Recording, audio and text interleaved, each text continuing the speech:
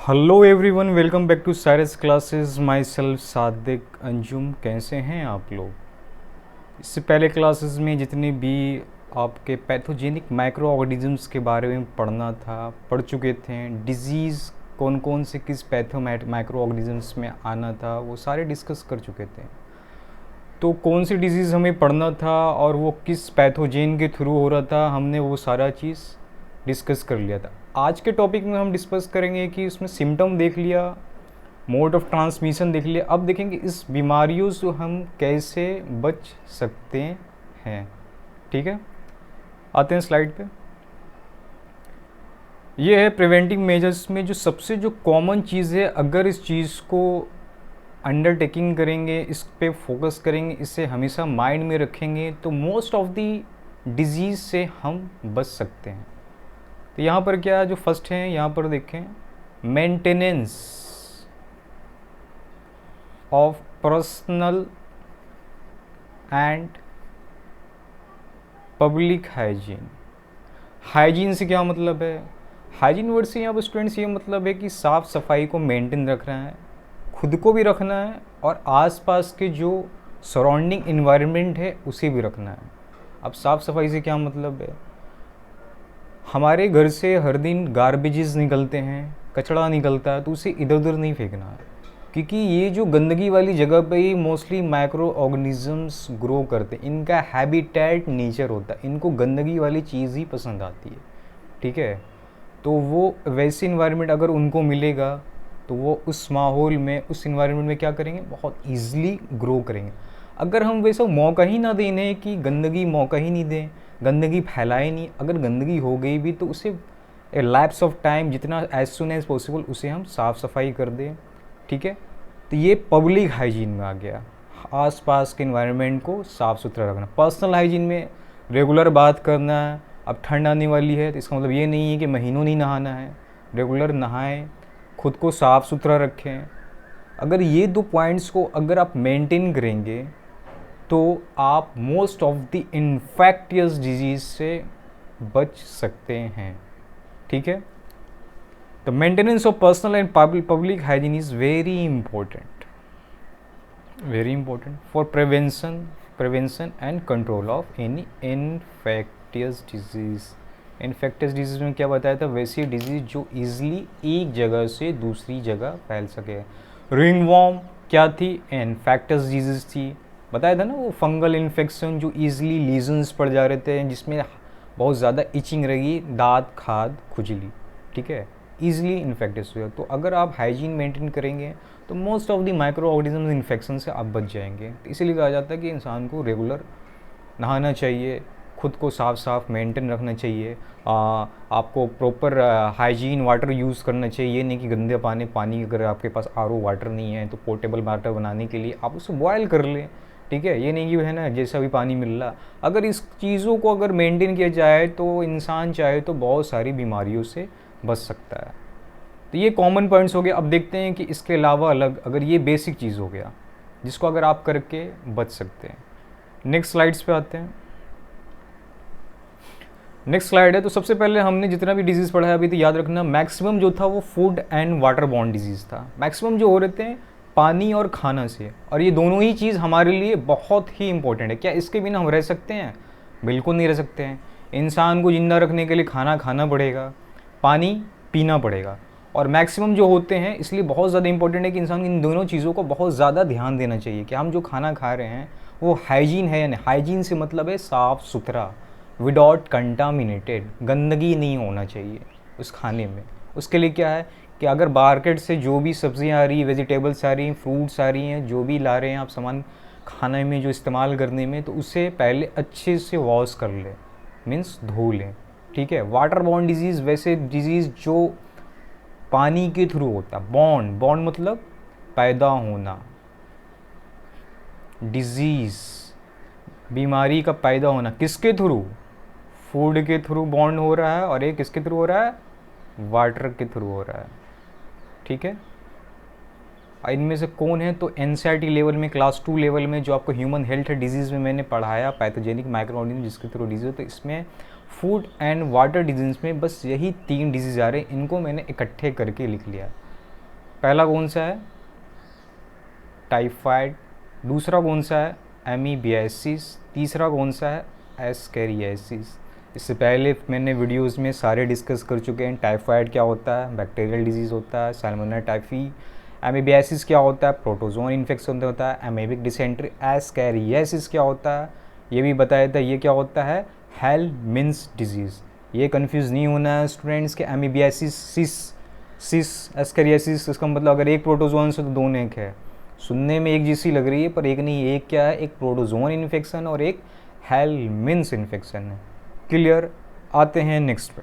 लेकिन ये जो तीनों जो बीमारी है, भले ये फाइलेरियल है, ये सॉरी ये आपका हेल्मिंथ डिजीज़ है, एस्केरियासिस, ये कौन सा डिजीज़ है? एस्केरियासिस वाली हेल्मिंथ बॉन्ड है, ठीक है। और ये वाली कौन सी थी? एमीबिक डिसेंट्री का ही नाम है, प्रोटोजोअन के थ्रू हो रहा था, ठीक है, प्रोटोजोआ के थ्रू हो रहा था। तो ये चीज़ है। और टाइफाइड क्या था? टाइफाइड बैक्टीरिया के थ्रू हो रहा था। किसके थ्रू हो रहा था?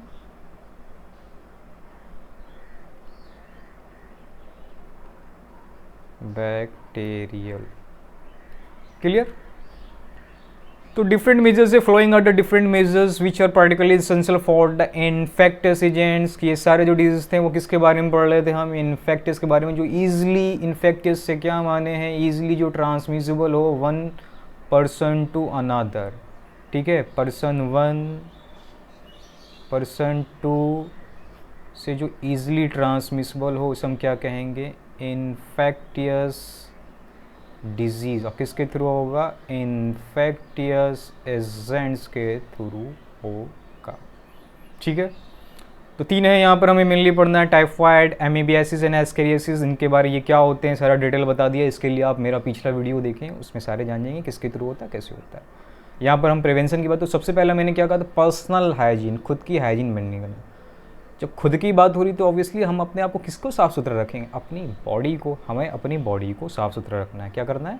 कीपिंग द बॉडी क्लीन, ठीक है। साफ़ सफाई में क्या करना है? रेगुलर बात करें, ठीक है। बाल वाल ये सब चीज़ें, नाखून ये सब एज ए प्रॉपर टाइम पे कटिंग करें। डन। नेक्स्ट है consumption of clean drinking water, साफ़ पानी पिए, साफ़ खाना खाएं, साफ़ सब्जियां, हरे साग सब्जियां ये सब का प्रॉपर यूज़ करें। जो मस्ट बी इंश्योर्ड कि वो साफ़ हो। खाना कैसा भी हो लेकिन ये ध्यान रखना है कि वो ताज़ा होना चाहिए और बिल्कुल कंटामिनेशन फ्री होना चाहिए, ये ना कि कंटामिनेटेड हो, गंदा नहीं होना चाहिए। अगर वैसे खाने का आप इंटेक करोगे तो आप कभी भी मोस्ट ऑफ द चांसेस है कि बीमार नहीं पड़ोगे। बीमार पड़ने के चांसेस आपके कम पड़ेंगे। दो पॉइंट क्लियर। बॉडी को क्लीन रखना है, कैसे रखना है बता दिया, और साफ़ पानी, खाना का सेवन करना है। अगला है पब्लिक हाइजीन। सबसे जो मेन होता है पब्लिक हाइजीन, लोग तो अपना तो ध्यान रख लेते हैं क्योंकि लोग बड़े ही मतलबी होते हैं, लेकिन सबसे ज़्यादा जो दिक्कत आती है वो किस में आती है? Public hygiene.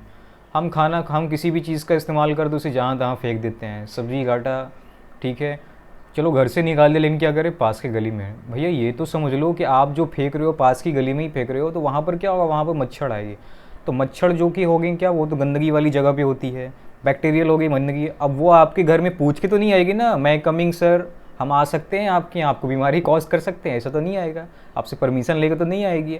आप जा रहे हो उधर से क्रॉस कर रहे हो, आप में चिपक जाएगी, क्योंकि इनके पास स्टिकी एंड होते हैं, इनके जो पैर होते हैं ना इनके पास, जो जिनके थ्रू ये उड़ते हैं, फ्लाई करते हैं, आ जाएंगे।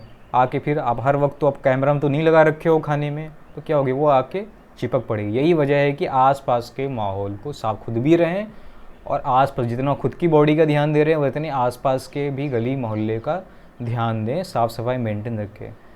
हर दिन सुबह में जो गली आते हैं भैया, वो क्या नाम है, कचरा उठाने वाले, तो उन्हें दें। वो क्या करते हैं? हमारे टाउन से बहुत दूर ले जाके डंप्ड यार्ड में उस गार्बेज को डिस्पोज कर देते हैं, ठीक है ना।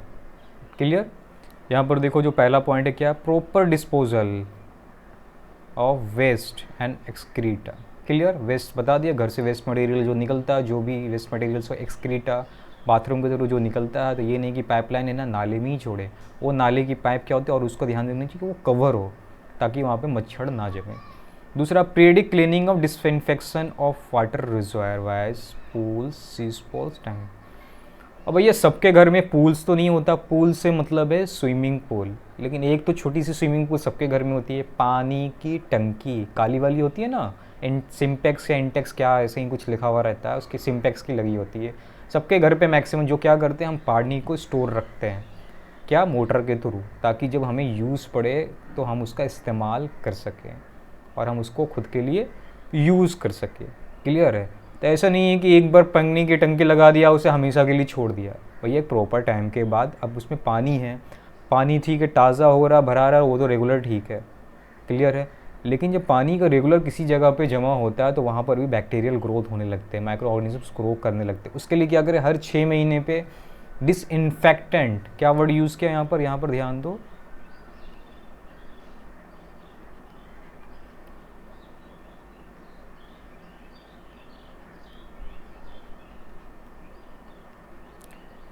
ये ऐसे केमिकल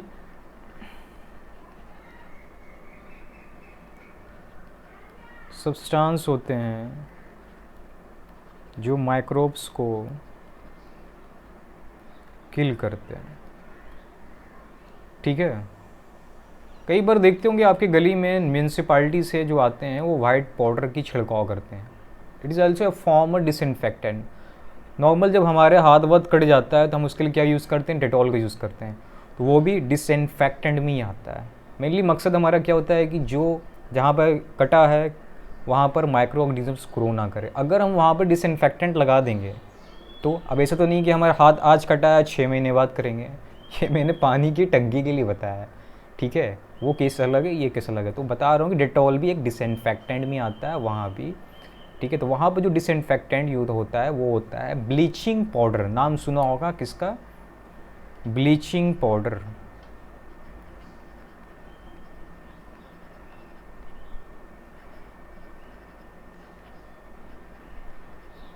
ठीक है? ब्लीचिंग पाउडर, इसका इस्तेमाल हम करते हैं as a disinfectant. Bleaching powder से लेते हैं, ये वाइट कलर की होती है, इसको यूज़ करके हम पूरे टंकी को धो दें रेगुलर टाइम पे। अगर किसी के घर में पूल्स है तो ब्लीचिंग पाउडर यूज़ कर सकते हैं। कई बार आप जाते होगे, क्या नाम है, वाटर पार्क में गए होगे तो देखना तो वहाँ पर जो स्मेली फेस होती है, फॉल स्मेल टाइप का बहुत लगेगा, स्मेली स्मेली स्मेली, ठीक ठाक सा लगता है, ऐसा भी नहीं कि बहुत गंदा सा लगता है, लेकिन एक ऐसा ये ऐसा ऑडोर है। ऑडोर का मतलब होता है स्मेल की बहुत ही ईजिली नोटिसेबल होता है, तो वो ब्लीचिंग पाउडर होता है। ये बहुत अच्छा डिसइंफेक्टेंट होता है, ये पैथोजेनिक माइक्रो ऑर्गेनिजम्स को ग्रो नहीं होने देता है। क्लियर? थर्ड पॉइंट है observing standard practice of hygiene in public catering. Public catering से क्या मतलब है? कई बार कैंटीन होती है, कैटरिंग सर्विस सुना होगा, जब कभी ट्रेन पे आपने सफ़र किया होगा तो कैटरिंग सर्विस, ठीक है, कैंटीन भी उसे कहते हैं। भैया अभी तो जाते ही होंगे मोमोज़ खाने के लिए, सब लोग जाते हैं गोलगप्पे खाने के लिए, मोमोज़ खाने के लिए, समोसे खाने के लिए। तो क्या वो पब्लिक प्लेस है ना, वहाँ पर पब्लिक कैटरिंग सर्विस मिल रही है, हम जाते हैं कुछ अमाउंट पे करते हैं और खाते हैं। तो वहाँ पर भी हमें हाइजीन का ध्यान रखना, दुकान वाले को भी ध्यान रखना चाहिए कि भैया गंदगी को फैलने ना दे, क्योंकि हम खाते हैं फेंक देते हैं। वहाँ पर क्या होगा देखना, ऐसा कभी नहीं होगा कि साफ़ सफाई रहता होगा। अगर बहुत अच्छे रेस्टोरेंट में जाओगे आप तो वहाँ अच्छा हाइजीन मेंटेन रहेगा और उसी हाइजीन मेंटेन का वो पे करते हैं, पैसे अच्छा खासा लेते हैं। ठीक है? लेकिन जो पब्लिक प्लेस है हर कोई तो अफोर्डेबल नहीं होते कि अच्छी अच्छी जगह रेस्टोरेंट में जा सके, तो इसलिए क्या करते हैं, नॉर्मल जो होते हैं वहाँ जाते हैं। क्लियर है? तो वहाँ पर भी ध्यान रखना है। चलो ठीक है, जो लोग कर रहे, लेकिन हमें नॉलेज है, हम बायो के स्टूडेंट्स, हमें पता है कि इन्फेक्शंस कैसे फैल सकते हैं, तो हम क्या करें, कुछ भी खाएं, अगर हमने मोमोज़ ही खाया तो ये नहीं कि उसे लेके फेंक दें। भैया जहाँ पे भैया लोग, वहाँ पर जो दुकान वाले होते हैं वो लोग क्या करते हैं, डस्टबिन रखते हैं, तो कोशिश करें कि हम डस्टबिन में ही फेंकें, ये ना कि इधर उधर फेंक दें। तो क्या करना, वहाँ पर भी हाइजीन मेंटेन करना है। तो ये सब पब्लिक हाइजीन में आएगा, लोगों का ध्यान रखना है। क्लियर? आते हैं नेक्स्ट स्लाइड पे। फूड एंड बॉर्न डिजीज तो हो गए, तो इस तरह से समझ। अब आते हैं जो बहुत ही फेमस भी था, जो मैंने बताया भी था, एयर बॉर्न डिजीज। कौन सा? वैसी बीमारियां जो एयर के थ्रू फैलेगी। कौन सा था? पहला पढ़ाई था कॉमन कोल्ड। ये क्या थी? क्या थी? बैक्टीरियल? नहीं भैया, common cold virus, rhino virus बताया था, राइनिटिस। ये किसके थ्रू हो रही थी कॉमन कोल्ड?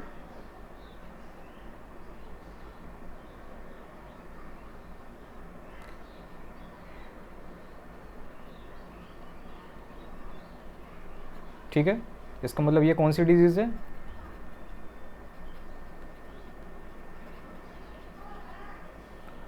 तो ये वायरल डिजीज़ है। और एक निमोनिया, कॉमन कोल्ड में मैंने क्या बताया था, निमोनिया कॉमन कोल्ड में जो सबसे बड़ा मेन फ़र्क था वो ये था, निमोनिया में बॉडी का कौन सा पार्ट अफेक्टेड हो रहा था? Alveoli of the lungs.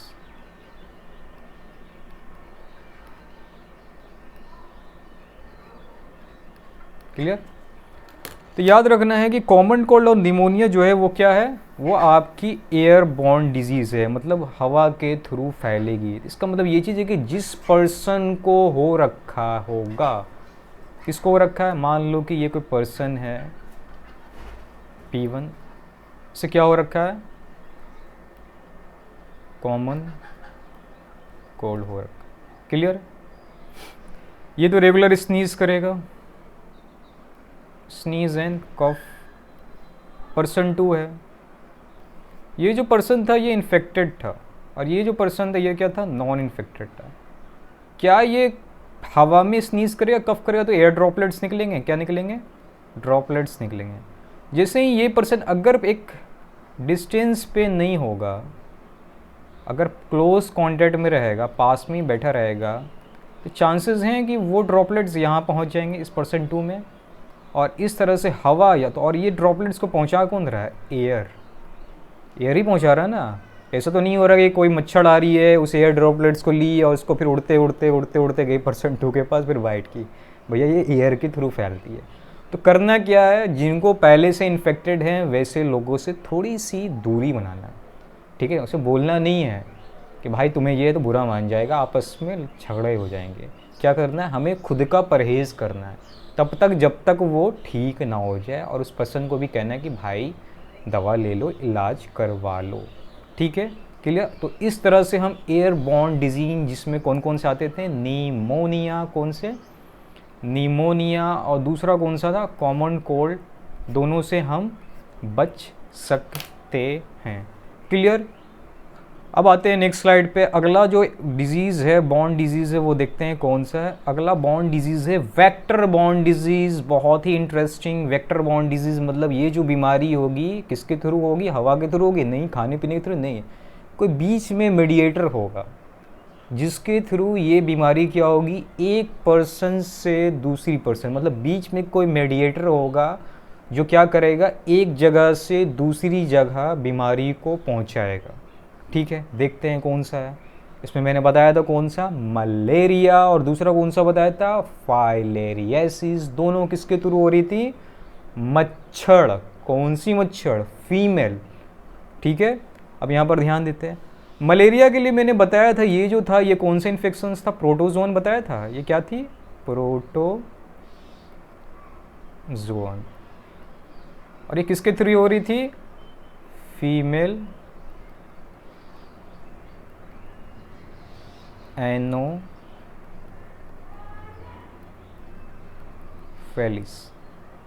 जबकि जो ये फाइलेरियासिस थी ये क्या थी, हेलमिन्स डिजीज थी। ये क्या थी, हेलमिन्स।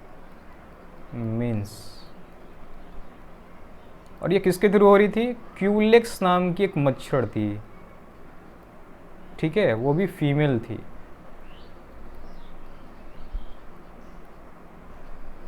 क्यूलेक्स नाम की एक फीमेल मच्छर थी। तो इसका मतलब है कि मच्छर जो है वो प्रोटोजोन इन्फेक्शन भी कॉज करता और हेलमिन्स इन्फेक्शन भी कॉज करता है, याद रखना।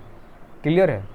तो देखते हैं कि ये जो बीमारी है, जो वेक्टर, तो क्या मच्छर वेक्टर का काम कर रहा था, कैसे वेक्टर क्या होता है बता दिया था, पहले ही मैंने सारा क्लियर कर दिया था। अगर किसी को डाउट है तो आप प्लीज़ दूसरा पहले का वीडियो है वो रेफ़र करें, जिसमें मैंने प्रोटोजोन्स इन्फेक्शंस बताया है, उसमें मैंने वेक्टर बताया कि वेक्टर क्या होता है, ठीक है। तो disease like malaria and filariasis, ठीक है, ये किसके थ्रू होता है, इंसेक्ट वेक्टर। मच्छर क्या है, it is a type of insect, कीड़ा है, क्या है, इंसेक्ट वेक्टर। तो किस वेक्टर के थ्रू हो रहा था, इंसेक्ट वेक्टर के। अगर हम इंसेक्ट को ग्रो ही ना होने दें तो क्या वो मच्छर बीमारी कॉज करेगी, ना मच्छर रहेगी, ना मलेरिया कॉज करेगी, ना फाइलेरियासिस रहेगी। लेकिन अगर मच्छर रहेगी, क्या पता वो मच्छर फीमेल एनोफेलिस हो, तो काट कर सकती है। हम मौका ही नहीं देंगे तो क्या हमें बीमारी होगी, नहीं होगी। अब उसके लिए हमें क्या करना है, उसके लिए पहला साफ़ सफाई मेंटेन रखना है। अब देखते हैं कि कैसे साफ़ सफाई मेंटेन रखते हैं। क्या करना है, हमेशा देखे होगे कि जहाँ पे नाली होती है वहाँ पे हमेशा मच्छर भन भन भन एक बंच में रहती है, जैसे उनकी पार्टी वार्टी चल रही, क्योंकि इनका भी हैबिटेट नेचर होता है कि जहाँ पर वाटर का जमा हो जाएगा, पानी का जमा हो जाएगा, कि पानी जब जमती है तो उस वक्त तो नॉर्मल रहती है, वो क्लीन रहती है, लेकिन कुछ जमाने के बाद ये जमने के बाद वहाँ पर जो डस्ट पार्टिकल्स है, वहाँ पर जो आपके गंदगी है, उससे मिलने के बाद फिर वो उससे एक हैबिटेट नेचर दे देती है, और वहाँ पर जाके मच्छर क्या होता है, वहाँ पर भीड़ भाड़ लगा देती है और अपना इकट्ठे होकर मीटिंग करने लगती है कि भैया अब इस घर में अटैक करना है, इसको ये काटना है, इसको ये काटना है। इनकी आपसी मीटिंग चलती है, ठीक है। तो क्या करना है, तो हमें इसका घर पता चलिए कहाँ पर, जहाँ पर पानी जमा रहेगा वहाँ पर रहेगा। सबसे पहला क्या करना, अवॉइड करना है, पानी को जमा ही नहीं होने देंगे, ठीक है। पानी का ठहराव होने ही नहीं देंगे, ना पानी रुकेगा, ना मच्छर आएगी, ना मच्छर आएगी, ना मलेरिया आएगी। ना मलेरिया आएगी ना हम बीमार पड़ेंगे, हम बीमार नहीं पड़ेंगे तो हम लिव लॉन्ग टाइम, लंबी उम्र जिएंगे। हाँ ठीक है। कहाँ पर, around residential area, residential area जहाँ पर आप रहते हैं। रेगुलर क्लीनिंग ऑफ कई बार करना, कि जैसे घर में कूलर जो हम इस्तेमाल करते हैं, जैसे कि अब ठंड आ गई है, गर्मी में कूलर इस्तेमाल किए हैं, तो जब ठंड आ गई तो ऐसा नहीं है कि कूलर में पानी छोड़ दें, अगर आप छोड़ दोगे तो फिर से पानी मिल गया, फिर से मच्छर को क्या मिल गया, इनको मीटिंग करने के लिए जगह मिल गया। अब वो फिर से क्या करेंगे, मच्छर वहाँ पर जमा हो जाएंगे। आप बाहर तो ध्यान रख दिए, पब्लिक हाइजीन का तो ध्यान रख दिए कि हाँ भाई चलो पब्लिक में है ना, सर ने पढ़ाया था, बाहर नहीं। घर के जब बारी आई तो आप भूल गए, खुद के घर का कूलर था उसको साफ़ नहीं किया, मच्छर वहाँ थे। अब आप सोच रहे हो आपको उसने क्या कर लिया, मलेरिया कर लिया। हमारे पास हो गया, सर आपने बोला था बाहर में कि है ना साफ़ सफाई रखना, फिर भी सर हमको मलेरिया हो गया। तो जब रिसर्च हुआ आप पर तो पता चला कि भैया कूलर तो लिए, लेकिन कूलर की पानी को आपने निकाला नहीं। यार जब कूलर की पानी का इस्तेमाल ही नहीं कर रहे थे, ठंड में कूलर का इस्तेमाल, तो निकाल देना चाहिए था ना। तो ये थोड़ा एक्टिव बनो, काहिल नहीं बनो, तो उसे निकाल दिया करो। अगर नहीं निकालोगे तो क्या होगा, मच्छर हो जाएंगी, मच्छर हो जाएंगी तो क्या करेंगी, वो आपसे पूछ के नहीं काटेंगे। उनका तो काम है, उनका नेचर है, सबका नेचर होता है। तुम्हारा नेचर होता है, स्टूडेंट का नेचर होता है कि वो पढ़ना नहीं चाहता, लेकिन क्या पढ़ना पड़ता है। पढ़ोगे नहीं तो कौन पूछेगा, लाइफ में कैसे आगे बढ़ोगे, जॉब कहाँ से मिलेगी। इंडिया की कंडीशन ऐसी ही इतनी बुरी चल रही है, पढ़ना तो पड़ेगा, नॉलेज तो लेना पड़ेगा, क्योंकि नॉलेज स्पीक्स। एंड जो सिर्फ नॉलेज को चाहते हैं कि हमें मिले, वो क्या करते हैं, सिर्फ सुनते हैं। तो नॉलेज लो ताकि आप भी बोल सको, बता सको किसी को। जब आपके पास नॉलेज ही नहीं रहेगा, आप क्या बताओगे, आप दूसरों को क्या समझाओगे कि ये क्या होता है, ये नहीं। ये एक ही सी कॉमन चीज़ है जो लोगों को पता होनी चाहिए, ठीक है। ये बायो के सिलेबस में आपके क्लास 12 में है, लेकिन ये इतनी कॉमन चीज़ें हैं कि जो लोगों को, मैक्सिमम लोगों को मालूम होनी चाहिए, लेकिन लोगों को पता नहीं होता। आते हैं, दूसरा है मॉस्किटो नेट्स। अगर चलो इत्तेफाक से अगर मॉस्किटो आ भी गया तो सोने टाइम में वो आती है ना, जिसे लोकल लैंग्वेज में कहते हैं मच्छरदानी, मच्छर को पकड़ने वाली आती है। लगभग एक क्या नाम कहते हैं उसको, रेक्टेंगुलर शेप में होती है। तो उसका यूज़ करें सोने से पहले, ताकि मच्छर अगर आपके रूम में हो भी तो वो सरफेस एरिया में एंट्री ना कर सके उस जोन में, और आपको काट ना सके, क्योंकि नींद में तो पता होता नहीं है क्या काट रहा है, नहीं काट रहा है। क्लियर है। तो मॉस्किटो नेट्स का, मच्छर की नेट्स होते हैं, उसका इस्तेमाल करें। इंडिया में तो ये होता नहीं है, लेकिन हमारे जापान जैसी कंट्री में पता है, वहाँ के नाले की पानी इतनी साफ होती, उसके बाद भी अगर उनको चांस, उनको डर रहता है कि पता नहीं क्या अगर मलेरिया हो गया मच्छर के थ्रू ये हो, तो वो क्या करते हैं, गंबूसिया नाम की एक मछली होती है। किस नाम की, gambusia. Very important, sorry very important, बहुत इंपॉर्टेंट है ये। क्या नाम है, गैम्बूसिया, ठीक है। ये सब हाईली डेवलप्ड कंट्री में होते हैं ना, ये क्या करते हैं, उस नाले के पानी में छोड़ देते हैं। अगर वहाँ पे मच्छर जमा भी, उसने अपना लार्वा छोड़ा भी, अपने एग्स छोड़े भी, ये गैम्बूसिया मच्छर क्या करेगी, उसे खा जाएगी, और मच्छर पैदा हो पाएगी, नहीं हो पाएगी। बेचारे के पैदा होने से पहले ही इसका ये गैम्बूसिया क्या करेगी, मर्डर कर देगी। तो याद रखना, मच्छर के लार्वा को कौन मछली खाती है, गैम्बूसिया। क्लियर। आते हैं नेक्स्ट स्लाइड पे।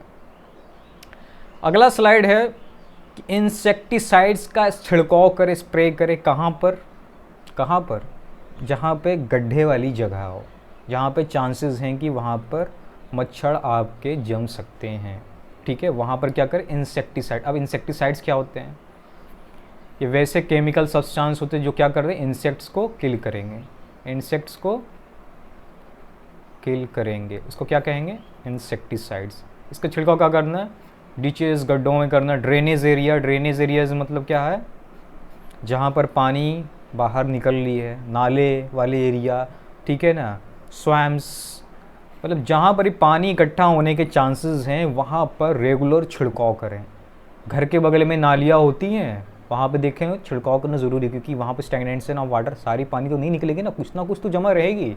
और घर से जो पानी निकलते हैं, आप जो आपके बाथरूम से जो पानी निकल रहे हैं, जो फीकल मैटर के, जो वेस्ट मटेरियल के वाटर निकल रहे हैं, वो अच्छा तो नहीं रहेगा ना, वो गंदा ही रहेगा। वहाँ पे बहुत हायर चांसेस हैं कि आपके मच्छर वहाँ पर इकट्ठे हो सकते हैं। तो क्या करें, अब गैम्बूसिया तो ला नहीं सकते हो, गैम्बूसिया बेचारे पानी इतनी गंदी होती है यहाँ की कि मर जाएगी, ठीक है। तो क्या करेंगे, इंसेक्ट्स के इंसेक्टिसाइड्स का छिड़काव करेंगे। इंसेक्टिसाइड्स में पता कौन सा यहाँ पे छिड़काव होता है, DDT, डाइक्लोरो, यहाँ लिख देते हैं, इंसेक्टिसाइड से ये।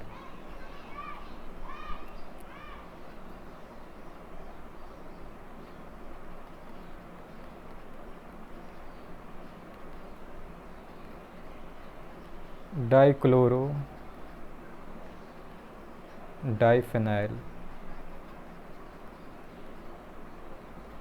Trichloro, ethane. थोड़ा लंबा है, याद कर लेना। DDT, dichloro diphenyl trichloroethane normally use करते हैं, और भी हैं इसके अलावा ढेर सारे, फिलहाल इसके लिए बस इतना ही काफ़ी है। अब जिसके पास थोड़े से वो फाइनेंशियली अफोर्ड कर सकते हैं, तो बाहर जैसे कई जगह पे आप यूज़ कर सकते हैं, क्या कर सकते हैं, जैसे कि आप डोर्स और विंडोज़ पे क्या करें, मॉस्किटो के नेट लगा दें, जाली लगा दें। अगर मच्छर बाहर में है भी तो वो, और जाली इतने ज़्यादा फाइन लगाएं, इतनी ज़्यादा पतली लगाएं, छोटे छोटे ब्लॉक्स होने चाहिए कि वो मच्छर उसमें से एंट्री ना कर सके। इस तरह से भी आप प्रिवेंट कर सकते। अगर वो हो भी गया तो हम उसे अपने तक पहुंचने नहीं देंगे, तो बीच में ऑब्स्टेकल प्रोवाइड करना है। क्लियर है। सी हियर, डोर्स, दरवाजे और खिड़कियों के आगे क्या करें, वायर का मेस लगा दे, तार की जाली। ये क्या करेगी, ये प्रिवेंट करेगी मॉस्किटो को अंदर घुसने से। ठीक है, clear.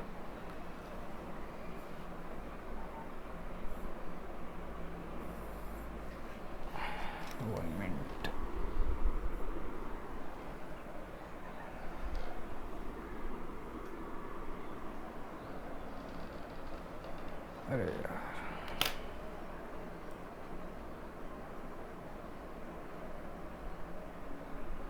Sorry for the interruption. Continue करते हैं फिर से क्लास। एक्चुअली एक इम्पोर्टेंट कॉल आ गया था। आते हैं स्लाइड्स पे, 1 मिनट।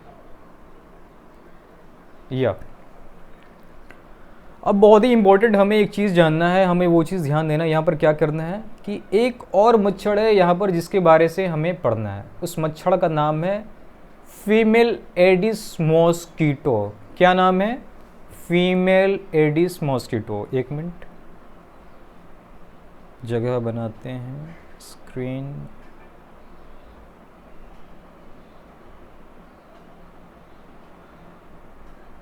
क्या नाम है, एडिस, एडिडास नहीं भैया, एडिस,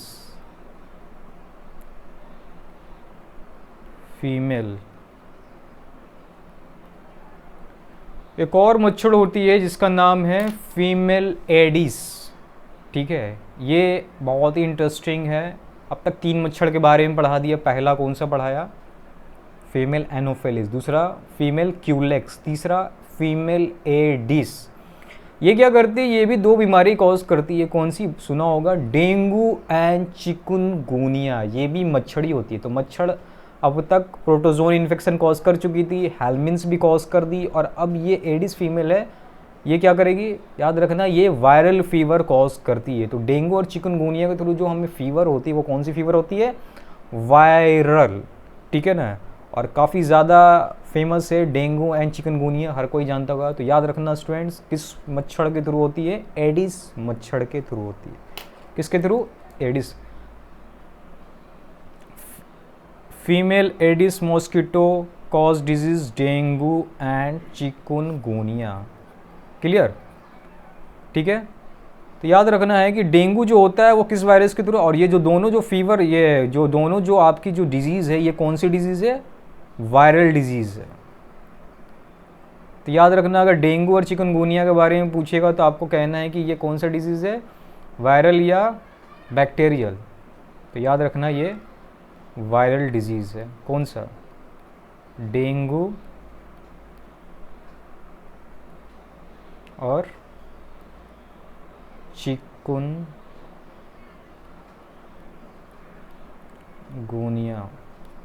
क्लियर है? कोई कन्फ्यूज़न किसके थ्रू होगी?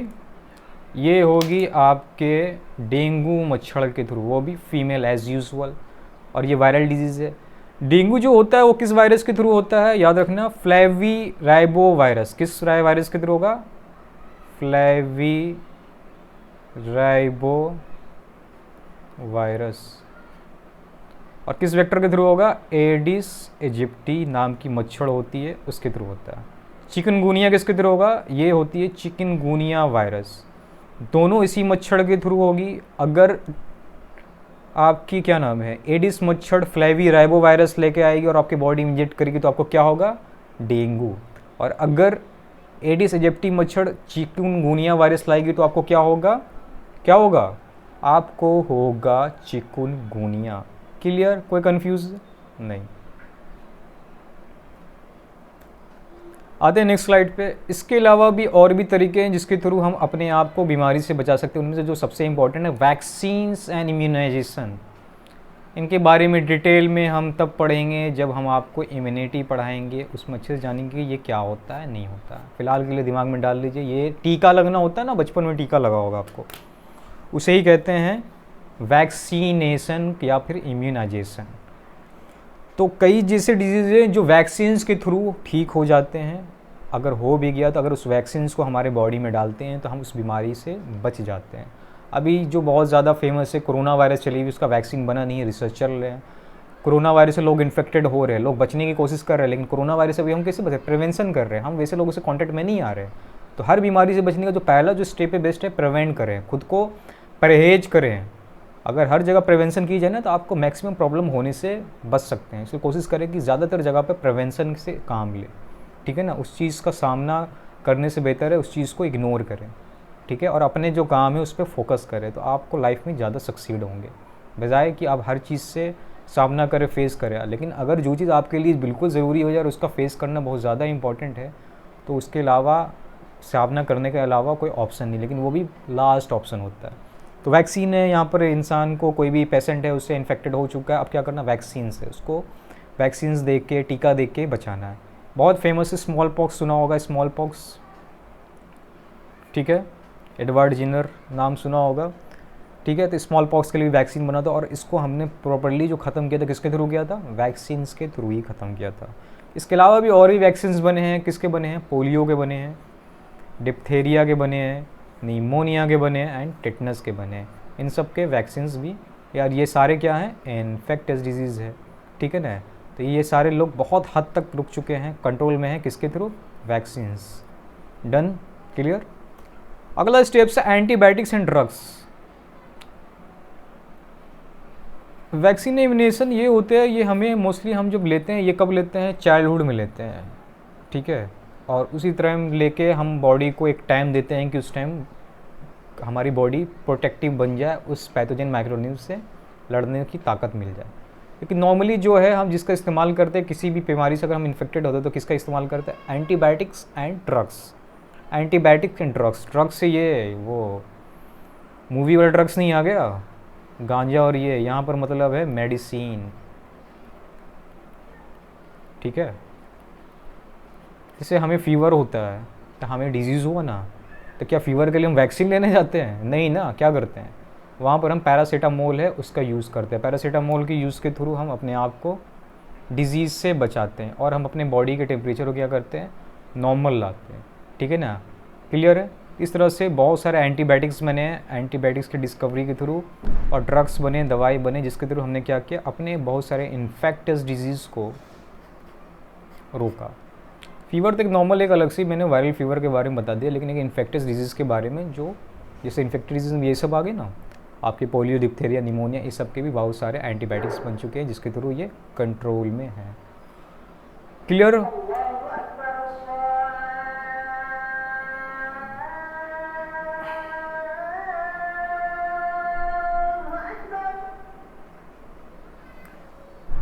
यहाँ पर ये टॉपिक ख़त्म हो चुका है, बहुत अच्छे से क्लियरली ख़त्म हो चुका है। तो अगर कुछ भी प्रॉब्लम हो, कुछ भी कन्फ्यूज़न हो किसी भी टॉपिक में, तो आप मुझे यहाँ पर कांटेक्ट कर सकते हैं। यूट्यूब पे साइरस क्लासेस, व्हाट्सएप पे आप ये नंबर है, इस पर आप मुझे टेक्स्ट कर सकते हैं, प्लीज़ डोंट कॉल। और टेलीग्राम पर भी मुझे सारे नोट्स आपको टेलीग्राम पे साइरस क्लासेस है वहाँ पे मिल जाएंगे। Please like and subscribe and show your feedback bye liking more videos. Thank you very much.